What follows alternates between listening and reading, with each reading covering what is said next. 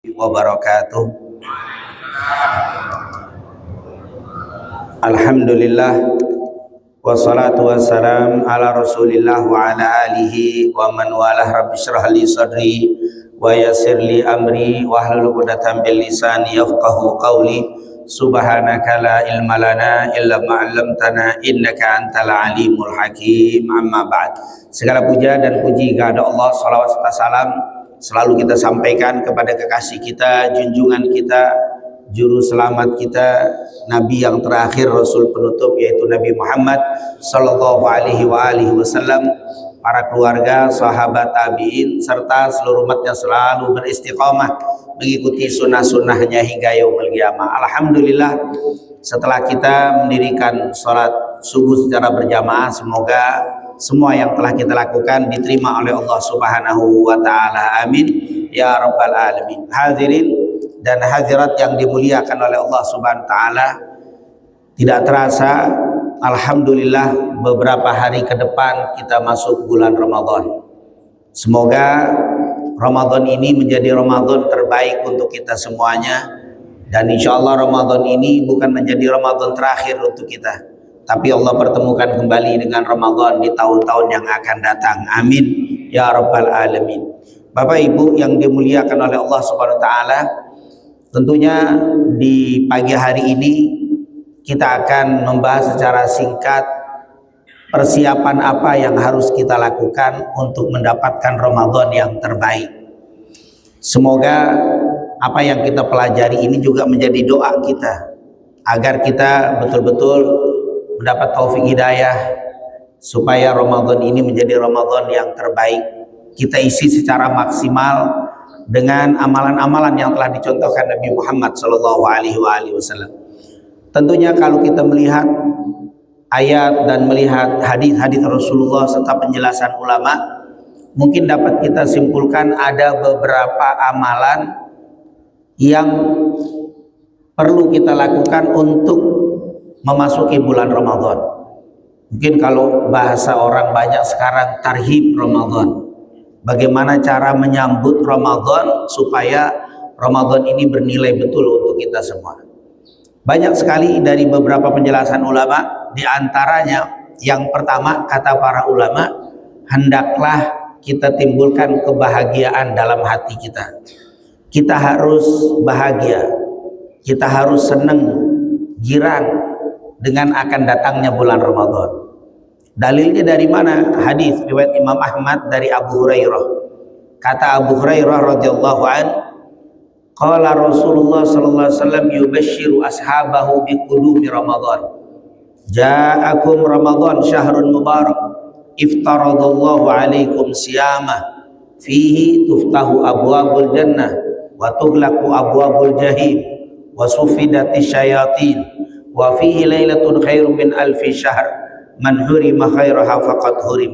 Hadis banyak dihasankan oleh para ulama ahli hadis. Apa kata Abu Hurairah? Dulu Rasulullah SAW yubashiru ashabah, beliau memberikan kabar gembira kepada para sahabatnya dengan mengatakan, ja'akum Ramadan, telah datang kepada kalian bulan Ramadan, syahrun mubarak, bulan yang penuh berkah, bulan yang dibuka pintu surga, ditutup pintu neraka, di dalamnya ada satu malam yang lebih baik daripada 1000 bulan. Siapa yang diharamkan kebaikan di bulan ini akan sulit mendapatkan kebaikan di bulan lain. Bapak Ibu yang dimuliakan Allah, Nabi bukan hanya gembira, tapi mengajak para sahabat dengan gembira. Yubashir ashabah, ngasih kabar gembira kepada para sahabat. Jadi ini sunnah yang pertama.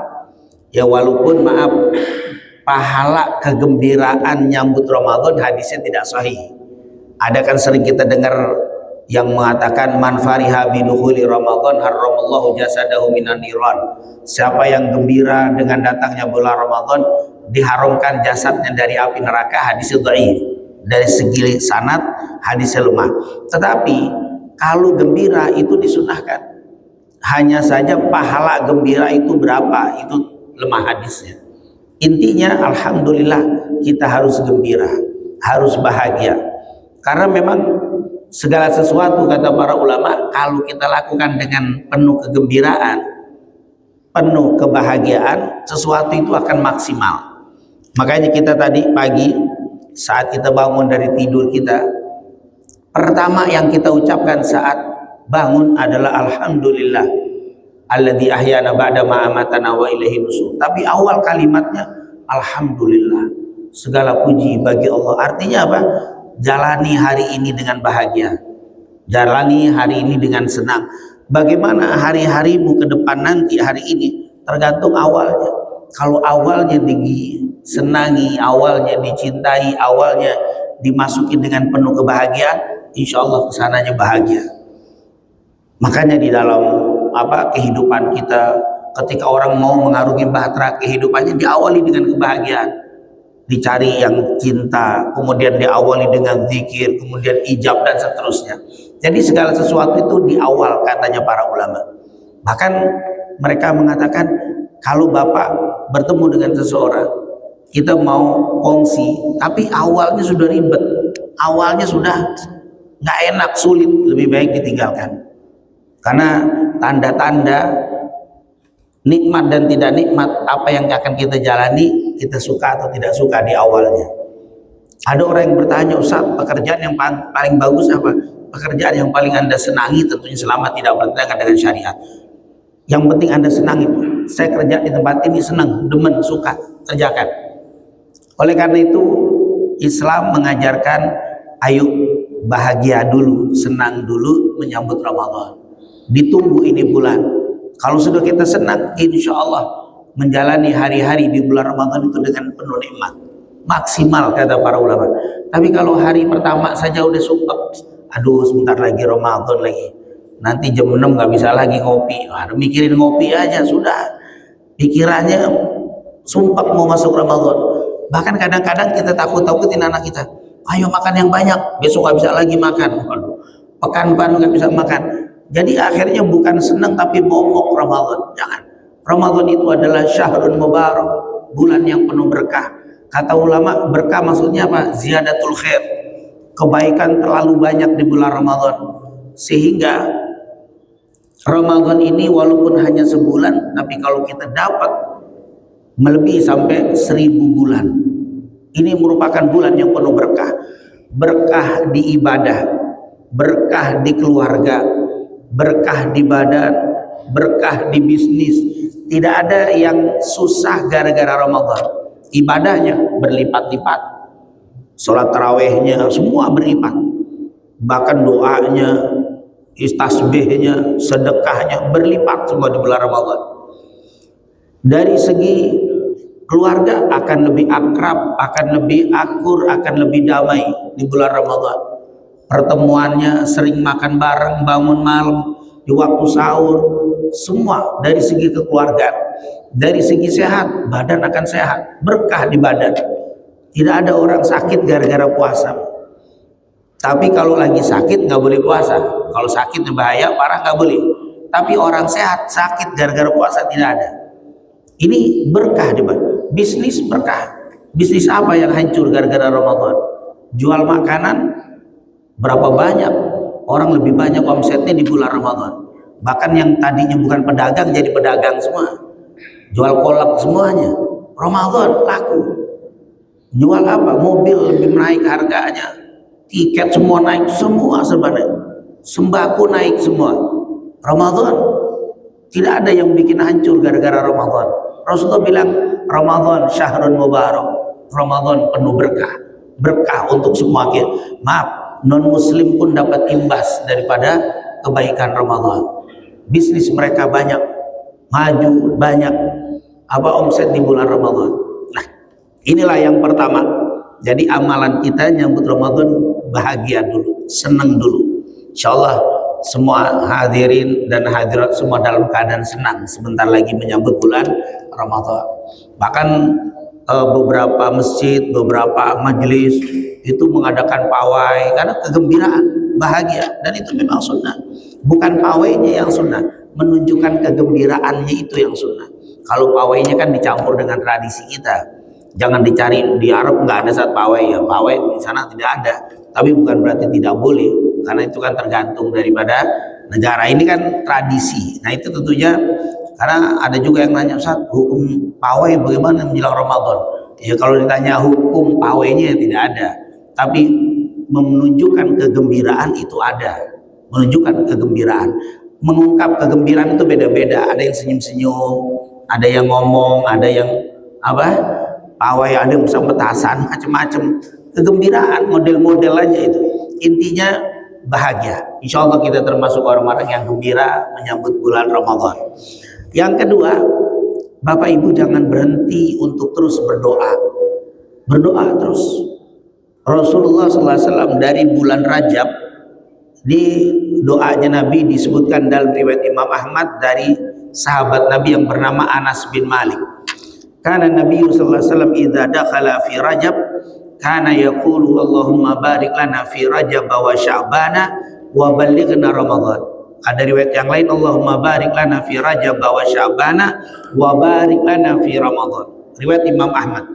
Memang para ulama ada yang mengatakan sanadnya lemah, sanadnya bukan isi.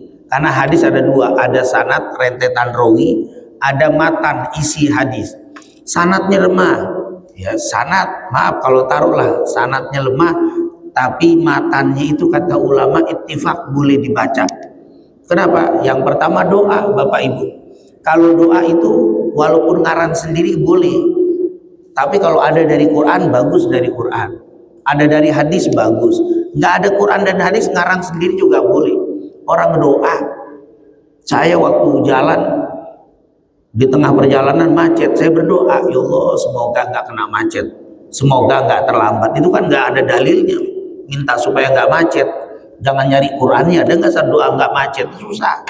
Doa adalah permintaan biasa. Apalagi ini ada riwayat, walaupun lemah sanadnya, tapi riwayatnya riwayat Imam Ahmad. Imam Ahmad ini adalah pendiri mazhab Hambali, murid daripada Imam Syafi'i, yang hafal alf hadis. Imam Ahmad itu hafal 1.000.000 hadis. Imam Ahmad bin Hambal. Imam Ahmad guru daripada Imam Bukhari, guru-gurunya Imam Bukhari.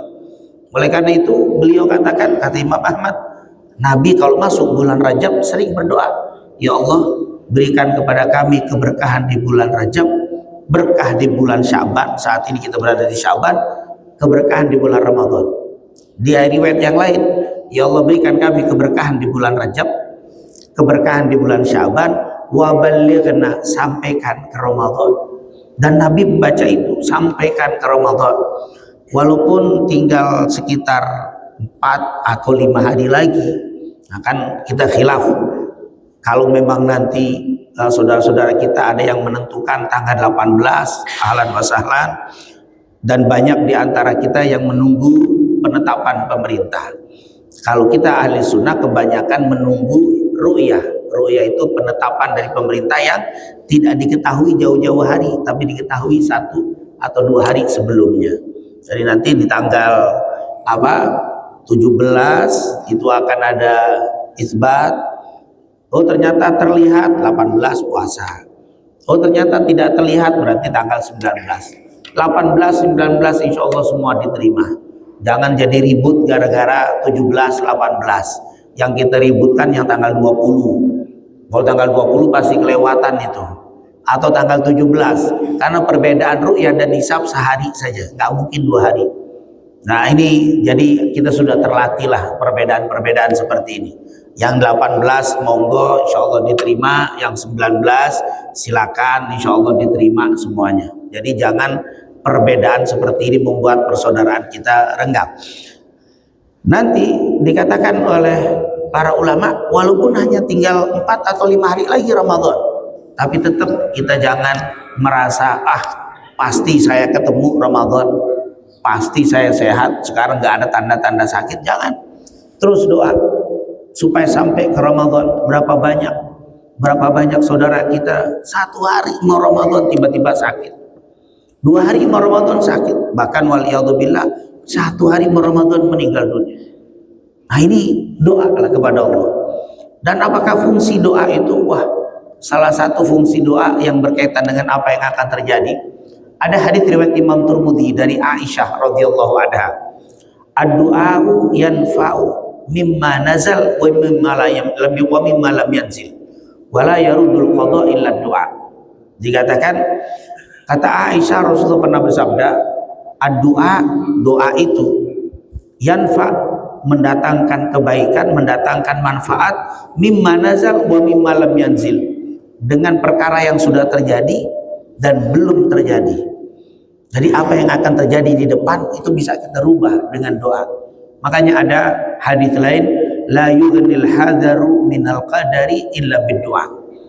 Tidak cukup kehati-hatian Bapak Ibu menghindarkan takdir ke depan kecuali diiringi dengan doa. Jadi hati-hati, jaga, tapi iringi juga dengan doa. Tapi kalau kehati-hatian saja, insya Allah saya tetap menjaga pola hidup, pola makan, akan sehat ketemu Ramadan, nggak cukup, harus diiringi dengan doa. Bahkan di dalam hadis lain, la yaruddul qada illa doa. Tidak ada yang bisa menolak ketentuan Allah kecuali doa. Mungkin ada di antara seseorang yang besok dicatat oleh Allah sakit, di kodoknya itu namanya kodok. Kodok itu ketentuan. Kalau sudah terjadi namanya takdir. Kodoknya sakit besok. Tapi hari ini banyak berdoa, berubah. Kata Rasul, tidak ada yang bisa menolak catatan di kodoknya Allah kecuali doa. Maka terus berdoa.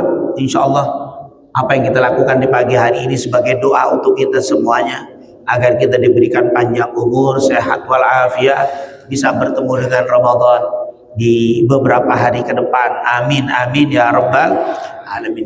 Yang ketiga, selain kita gembira, terus berdoa, jangan berhenti. Yang ketiga, jangan lupa terus bersyukur kepada Allah.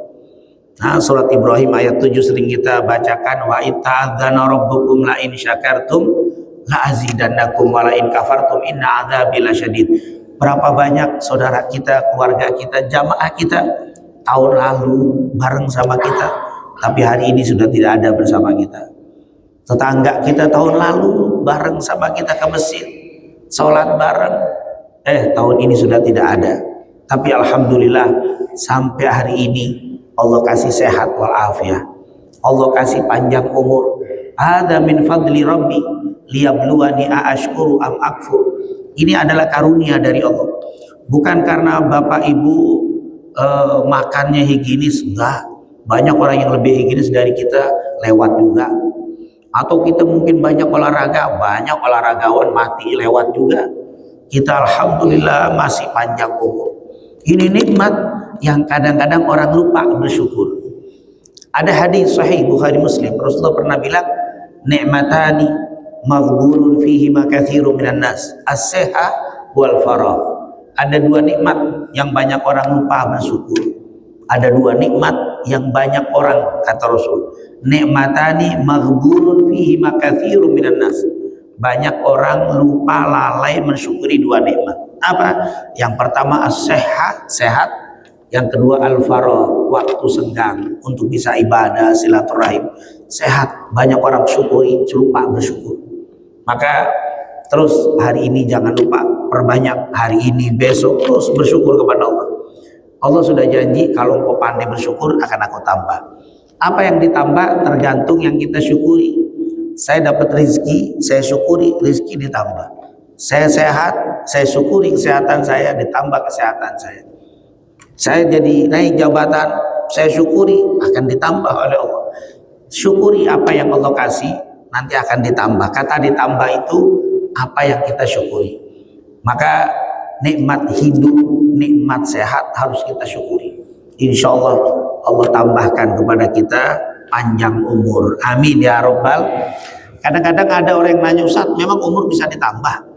Bukankah umur itu sudah ditentukan? Itu kan hadis Bukhari Muslim dari Abdurrahman bin Auf.